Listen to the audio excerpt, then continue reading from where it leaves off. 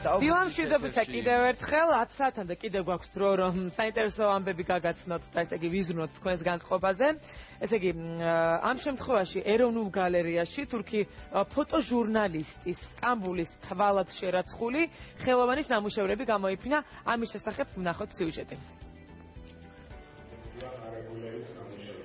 დიმიტრი შევარდნაძის სახელობის ეროვნული გალერეა თურქი ფოტოგრაფის არაგულერის პერსონალურ გამოფენას მასპინძლობს. სომხური წარმოშობის თურქი ფოტოჟურნალისტი, რომელსაც სტამბულის თვალი შეარქვეს, სიცოცხლეშივე დიდ კრეატიულ არტისტად არის აღიარებული. ეს არის ერთ-ერთი განსაკუთრებული პროექტი, იმიტომ რომ არაგულერი არის ცნობილი თურქი ფოტოგრაფი, სომხური წარმოშობის და ძალიან მნიშვნელოვანია, რომ აი მსოფლიოში ცნობილი ფოტოგრაფის ნამუშევარი საშუალება გვაქვს რომ გამოვფინოთ და ქართულ დამთვალიერებელს ვაჩვენოთ და გავაცნოთ.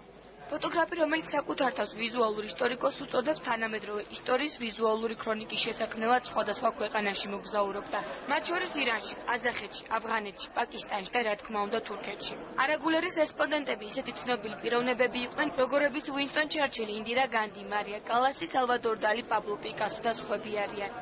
არაგულერის ფოტოებით შეგიძლიათ თურქეთის ისტორიას თვალი მიადევიოთ. მის ნამუშევრებში თვალსაჩინოდ არის გადმოცემული თურქეთის რესპუბლიკად გამოცხადების დღიდან მიმდინარე ისტორიული მოვლენები. მისი ფოტოების ერთ-ერთი ყველაზე მნიშვნელოვანი თვისება არის ადამიანის წინაპლანზე წამოწევა, რომელთა თვალებში აღიბეჭდება ზუსტად ის ტრანსფორმაცია, რაც თურქეთმა გაიარა. გამოფენაზე არაგულერის 100-მდე შავ-თეთრი ფოტოა წარმოდგენილი, რომელიც სტამბულის თურქეთისა და პორტრეტების სერიისგან შედგება.